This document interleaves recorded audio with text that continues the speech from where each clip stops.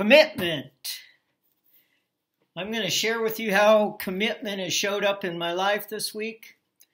Last week when I was doing alignment architecture, I just realized, I'm going to clean up my whole life and make it specific to what my offering is to the world, which is I've taken on a lot of qualities that I want to see in the world, like love and compassion and understanding and uplifting people, inspiring and encouraging people, and to be an example of balance and basically everything that you would want in your life.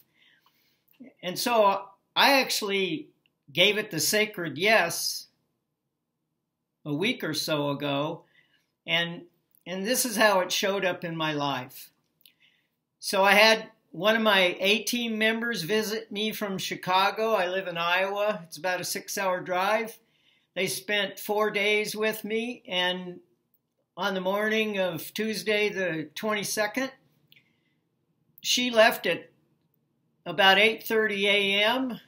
At about 9:30 a.m., my brother, who texted me from Colorado, he got thrown out of a house in San Diego, California, had driven to Colorado trying to get a place to stay, and he texted me and asked if he could come. And I said, of course, you're always welcome. And when he shows up at 9:30, I realized, well, the last time he was here, he didn't really live up to what he said he was going to do. And so I made a plan to talk to him. So I said, before you move in any of your stuff, come in, let's talk before you start moving in. And what I did is I told him about two of our distinctions. I said, how many more people do we need in the world who are teaching, but their life does not display that they have a full life? So do we need any more people that are non-functional, that are not complete in themselves, that are teaching other people how to live their life? How many more of those do we need? So I said that to him, and then I said, we have a distinction.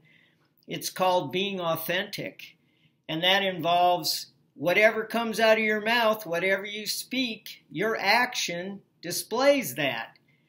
I told him those two things, and then I said, what I want is I want you to go get a post office box in town, and I want you to redirect all your mail that goes to my house to that post office box.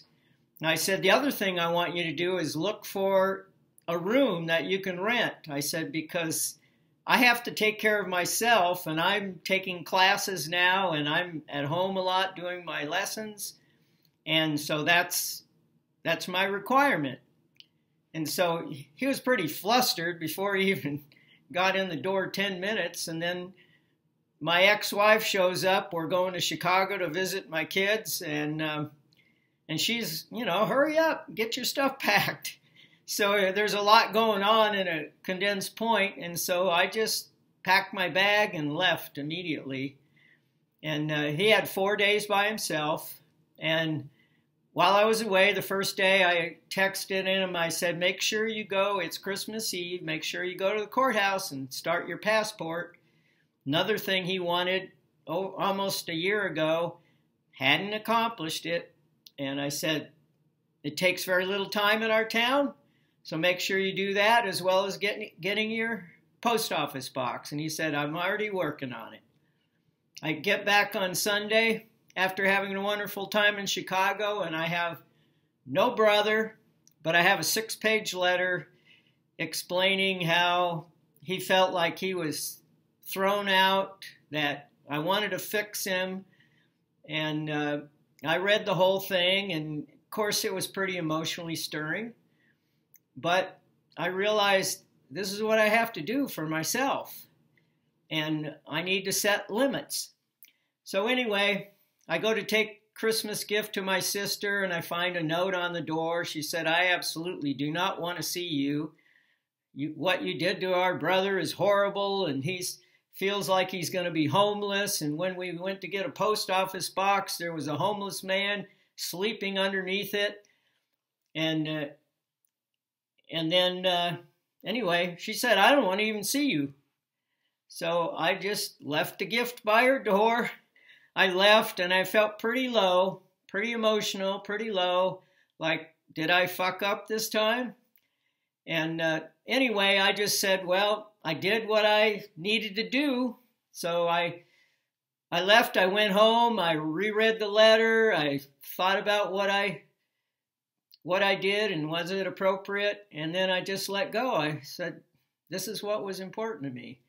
And today I sat down, or yesterday I had a coaching call with Bradley, and I was pretty emotional then, but they all helped me. And one of the most wonderful things that Lewis said was, you know, you don't have to plan to do a transformational event for somebody. You just show up and be present. And that's what I needed to hear. And that's what I've been doing ever since I delivered the ultimatum to my brother. And anyway, this morning I was trying to do this video, but then I decided I just needed to write my brother a text. And there was no way to get a hold of him. He didn't have a phone number. He didn't tell me where he was going. And so I just wrote this text, and I'll post it underneath my video. And I send the text off to him, telling him, you know, I did this out of love. I just want the best for you. And then after I sent that text, I checked my emails, and my sister had sent me a text, and she said, our wandering brother just arrived in Albuquerque, New Mexico, and he's headed to Southern California, where all the people that live in vans and spend the winter down there in the desert, living their life, the lifestyle they want. And my brother always wanted to live in his van, except I would hear him talking in the other room to people on the phones, telling how wonderful his life living out of his van was, except he was living here and his van was out front of my house. So that bothered me, that he couldn't live what he told me he was going to do.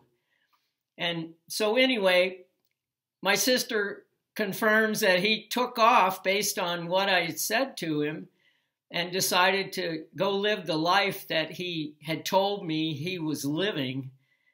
And then the next interesting part of it was when they went to open the post office box, there was a homeless man sleeping underneath the box. And my sister told me how horrible I was making my brother homeless. And just like that man below the post office box, and both my brother and my sister saw that man there. But today, that man came up and introduced himself, and his name was Jesus, Jesus.